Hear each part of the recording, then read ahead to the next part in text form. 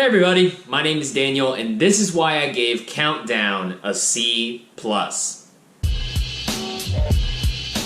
Countdown is about an app that tells the user when they're going to die, sending a malevolent force to stalk, torture, and eventually hunt them down at the very end. After a nurse downloads Countdown and finds she has less than 3 days to live, she goes to all lengths to uncover the secret and try to avoid her fate before the Reaper comes a-knockin'. The experience of watching Countdown is similar to the experience of watching something like Happy Death Day. You know, take an almost irredeemably stupid premise and pump it full of a good sense of humor and some decent twists on horror cliches. Now, this movie isn't anywhere as good as Happy Death Day, but it's not anywhere near as bad as Truth or Dare. So I have, a good middle ground to play with here. The movie is the feature debut of one Justin Deck, who directed and wrote the film. He's been kind of going through the ranks in Hollywood, making a bunch of shorts. He's been a production assistant on multiple Hollywood productions. He was assistant to Sean Anders, the director of last year's Instant Family and Daddy's Home. So he's been building his way up in the industry, and this is his breakout. And it kind of feels like it, because you can tell he's putting a lot of his horror influences on his sleeves, referencing to a lot of other horror movies. And something about this movie felt like the person behind it really cared to make it. It doesn't feel like a movie made by a studio. It doesn't feel cynical at all.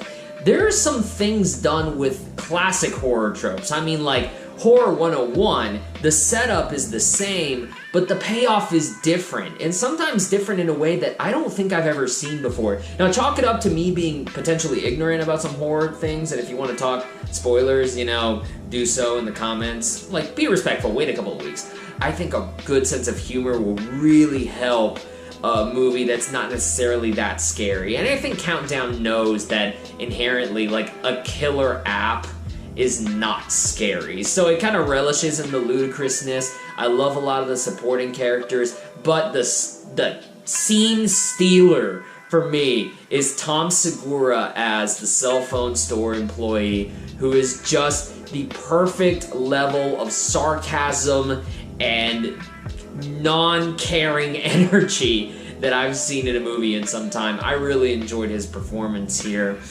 I wasn't expecting this movie to kind of follow the app down the rabbit hole. Like, the app will introduce something like terms and conditions, and at the beginning of the movie I'm like, I wonder if we're ever going to get to see what those terms and conditions are. Movie pays off on stuff like that. So the movie knows that its premise is a little strange, and it's willing to follow that premise down weird areas, which actually helps distinguish it from other movies that are kind of like supernatural mixed with technology based. Speaking of the whole expectations from a killer app movie, I didn't expect this movie to start talking about Survivor's Guild. And I definitely did not expect it to start talking about something like the Me Too movement, sexual assault in the workplace. I'm not gonna say it's winning like adapted screenplay. I'm not gonna say it gets all these issues perfect. But for a movie called Countdown with like a bunch of jump scares about a killer app on your phone, I wasn't expecting them to even attempt to bring this conversation to light. So I actually really appreciate the effort. And if I'm gonna go into some cons about Countdown, it's the typical cons. Some of the movie looks cheap. There's a lot of exposition that kind of just drags the movie down. I also noticed that this movie kind of recycled some of its kills, which for a movie like this, I would expect them to try to throw everything at the wall, but I feel like this one returns to the same well a few too many times. Countdown is a jump scare movie, and it's a startle movie. It doesn't really scare you, it just spooks you with a loud noise, and especially the one on the app. The app will do its own alarms, and that starts annoying, and by the end of the movie, it's just insufferable. You know immediately what kind of trick this is supposed to be, and honestly, it just wastes time. The rules kind of got muddled, and that actually undercut a scare.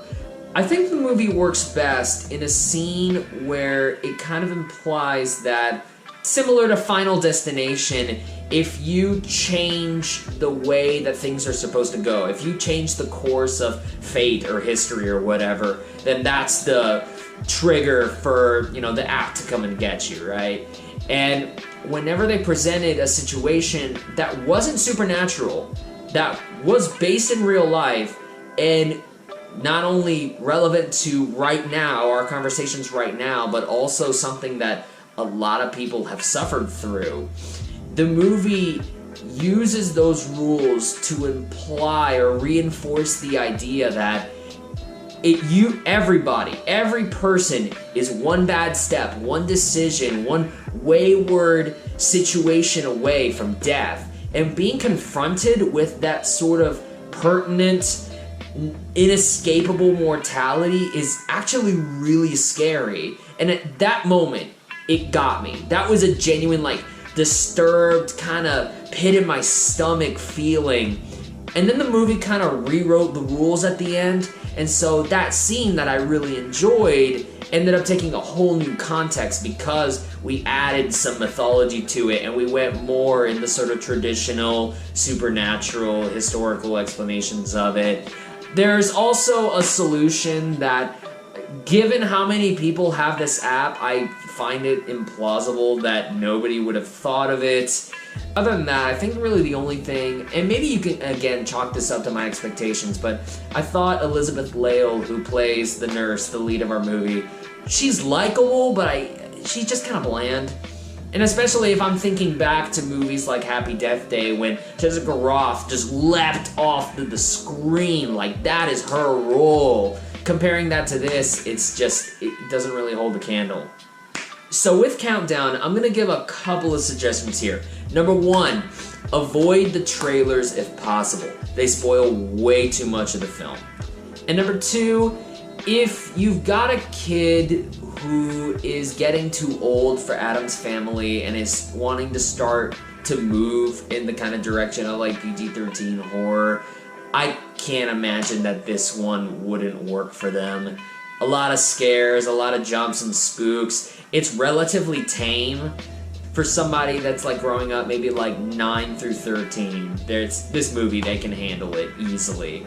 So if you're introducing your kid to something like that, you know, take advantage of if your theater has it, a $5 matinee.